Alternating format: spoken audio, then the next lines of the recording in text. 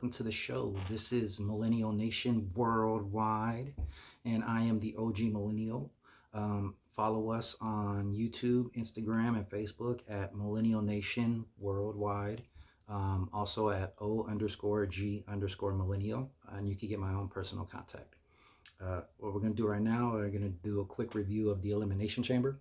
I was talking about this the other day, and they had it yesterday on Saturday. This is Sunday, so there were some things that stood out, but there were some things that I got lost also and forgotten about. So I watched it back again today just so I could refresh it in my head, and saw a couple of things that I didn't notice the first time.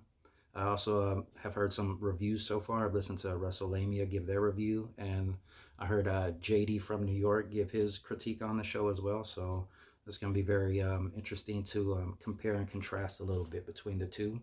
And I think like a lot of the things that JD from New York was talking about, it was accurate, you know. As far as the Elimination Chamber itself goes, it's a unique structure. It's a little bit different than your normal steel cage, so to say. There's like pods in there, and it's a 6-person match. They had a couple title matches also on the card. Only 4 matches for WWE's Elimination Chamber this year. I don't remember how many there were last year, but it seemed to go pretty long, even though it was only 4 particular matches on the show. So what we're going to do now is just go over the show briefly. I'm going to pull out a couple key moments. Going to try and focus on what I heard the fans doing and the reaction of the fans for the most part. So yeah, let's get this thing started off. So starting off with the ladies. The ladies were the ones who started the show off. They had Alexa Bliss and Raquel Rodriguez, and let's see, they had Tiffany Stratton. Had this other girl in there I'm not too familiar with. I guess she's an NXT girl. And who else? Rhea Ripley was in there, and I feel like I'm missing someone. I can't remember who it was off the top of my head, but there'll be a little video footage thing, like a little picture, so you can see who it was in the match. Anyways, that shows how interesting it was, right? Like as far as top tier talent goes. It was a pretty decent match. I didn't notice too many mishaps or slip ups, you know. The winner of that match was, oh yeah, Rhea Ripley. That's right.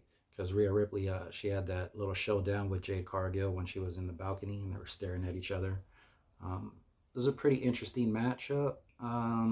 The biggest thing I remember was probably Raquel Rodriguez. Like she did the double stack pin. That was cool. You don't see that too often, you know, and I very much appreciate seeing like a bigger person being dominant and exerting their power like that, right? Because it kind of makes sense. So,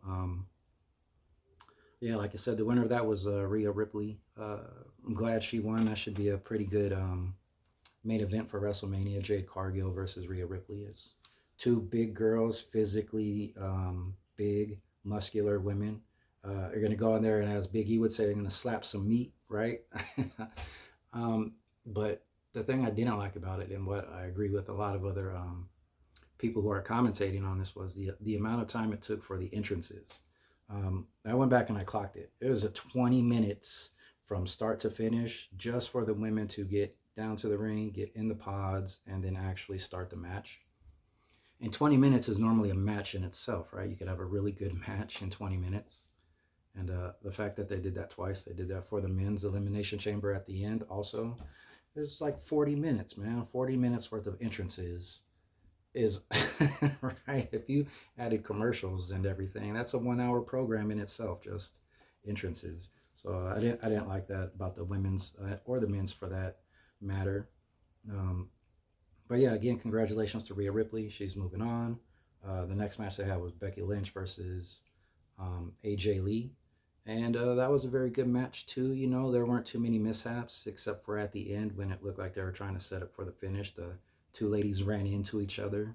But AJ Lee, for, you know, having some ring rust, did a pretty good job as far as a wrestling match against Becky Lynch. I was drawn in and paid attention a little bit more than I did for the men's championship match. You know, and nothing against the men. It's just Becky Lynch is that damn good, you know, and she's the best, like Sports Illustrated said. So there it is. It was really cool though because AJ Lee, she got the win, right? Being in Chicago and her first singles match back, she's now the Intercontinental Women's Champion, securing her spot pretty much in WrestleMania. So that's another um, match I'm sure will be on the WrestleMania card. It'll be a rematch between AJ Lee and Becky Lynch for that Intercontinental Women's title.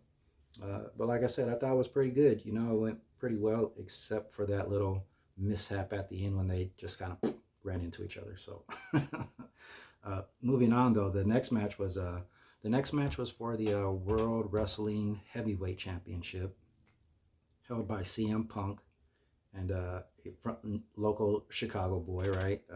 They were in Chicago. They're playing at the Chicago Bulls Stadium, and so LA Knight pulled, or not LA Knight, but CM Punk pulled this one out against Finn Balor. It was a pretty even match, you know. They were going back and forth, back and forth. Nothing crazy, you know, as far as mishaps happening, except for Finn Balor slipping off the rope when he went to go and do that little taunt, right? So, but that kind of got played off pretty well because it almost looked from the camera angle like maybe CM Punk could like pulled his leg, even though CM Punk didn't move at all. But you know, I didn't catch it at first that he slipped. You know, I had to like be like, oh shit, he slipped, right? So I was very upset that you know, Finn Balor didn't win because I would like to see Finn Balor with a belt, especially considering that he hasn't had the belt since he lost the belt being the first champion due to injury, right? So I think that as far as the overall critique of the match goes, CM Punk did a very good job of giving Finn Balor a lot of room to look very well, right? As you know, with this stuff, it's all predetermined. So Finn Balor knew he was going in there and he was going to lose, and it was cool to see CM Punk do everything he could to make Finn Balor look good, right? He got a lot of high offense, hit his finisher a couple times, I think, did that drop kick through the barricade and whatnot. And it was pretty good. You know, it's good to see CM Punk out there. He's still active and willing to put himself and his body on the line to kind of do like these high impact moves for his age, you know, almost being 50. So big credit to CM Punk, man. Keep on doing what you're doing, bro. You guaranteed your spot in the WrestleMania, you and Roman Reigns. It's going to be great to see my tribal chief get that belt back, though, at WrestleMania, because he's the one. All right, CM Punk did this at the end. So anyways, that's going to be really good. It's going to be a main event. I don't know if it's going to be on night 1 or if it's going to be on night 2, but whatever night it's on, I will be tuning in for that match for sure. We'll give a critique on it also, but when you compare the match times for like the women's matches, Becky Lynch versus AJ Lee, and the men's matches, CM Punk versus Finn Balor, and you combine those times, it's almost as much time as it took for the Elimination Chamber entrances to start, right? It was like a 15-20 minute match for each of these matches, tops, right? I didn't time the matches because they seem like normal matches, but I timed those introductions for the Elimination Chambers at 20 minutes each. 40 minutes, that was 2 matches. Come on, man, 2 matches. You could have put somebody else on that show and we could have had a 5th match and would have felt even more entertaining, right? So anyways, the men's Elimination Chamber happened, same thing. 20 minutes for everybody to get down to the ring. This one was Javon Evans, Cody Rhodes. Let's see if I can remember everybody. Logan Paul was in this. LA Knight was in this. Randy Orton was in it, right? He ended up taking it home. He won it. And it's always that 6th person I'm forgetting, man. There'll be another picture. You know, you'll be able to see who it was. These pictures are going to cover my ass here a little bit, right? So, yeah, I think that in conclusion to that particular Elimination Chamber, right, like match, the men's Royal, or not Royal, but Elimination Chamber match had a little bit more action as far as interference goes, you know, compared to the women's Elimination Chamber. Like the women, it was straight up, no outside interference, nothing crazy. But with the men, we had Drew McIntyre coming in at the end, right, kind of intervening and spoiling a good finish. I kind of appreciate it because I like how it set up Cody Rhodes to go against Randy Orton, but the ending happened so quickly that we didn't really get a chance to see them go at it, right? And I think not only myself, but a lot of other people are still waiting to see Cody Rhodes versus Randy Orton. It's going to be a great match when they finally do pull the trigger on it, right? That was one of those things that I remember when I started coming back to watching wrestling. Like Randy Orton had his little group, and Cody Rhodes was young, and he was a part of that group, right? So I definitely give credit to Randy Orton pulling it out. Good job, Randy Orton. It was a very good showing for Javon Evans, in my opinion, being a young guy. But the crowd was for Trick Williams, man. Like, Trick Williams himself, God, I wrote it down, man. Like, okay, so on my timer okay, so this is crazy, right? So as I took notes for the entrances, right, the men's Elimination Chamber, 20 minutes total, but 5 minutes of that just about went to Trick Williams, right? Like, I timed it at 47 minutes and 19 seconds left on the show. Trick Williams started his entrance. His entrance did not end until 44 minutes and 7 seconds left on the show. Right, so that was like 3 minutes and 10 seconds just on him alone. Which was cool because if they're trying to build this guy up, he got built up very well. The crowd was definitely cheering for this guy throughout his entirety into the cage until he got eliminated. And I would say they were probably cheering for him louder and more than anybody else, right? That is until Seth Rollins comes in at the end with a big surprise, right? Some guys come down to the ring, they got masks on, they get pulled out. Seth Rollins comes into the ring with a mask on, stomps Logan Paul, gets him out of there, pulls off the mask, Seth Rollins. Great pop, right?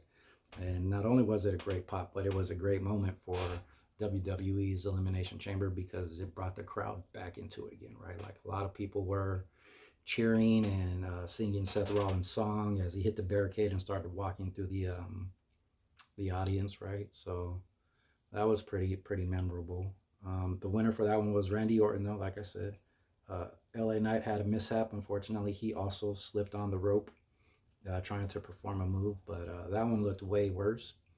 I think because of the positioning that he was and the slippage, and then having to try and play it off with a kick and then do a follow-up move. Looked way worse than Finn Balor in the corner doing this and then slipping down, right? Like, poor LA Knight, man, he's just not, they're just not giving it to this guy for some reason. I don't know why, man. I feel like in the past, he probably would have been like a guy who had the belt for at least a few months. So we'll see what happens with that. Couple key things that stood out the most to me. Logan Paul was very impressive. Is continuing to impress, you know.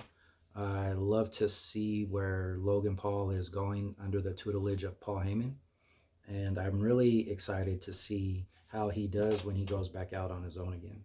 Especially if he brings his brother into it as kind of like backup. But right now he's in division, so he's surrounded by other people. When he's by himself, he's just as great, right? So he got 3 eliminations, eliminated some big name people. He got some good heat, right? A lot of people booing him, but ultimately he wasn't able to pull it out, but he performed very well, a lot better than I expected him to do. But the crowd was all about Trick Williams. Like, they were chanting, "Whoop that Trick" for the majority of the time. Like I said, he was in there. And then RKO and Randy Orton with that RKO out of nowhere, man. I wish we could have seen Cody Rhodes and Randy Orton battle more, though. That would have been, when they finally do fight, that's going to be so good. I can't wait for that.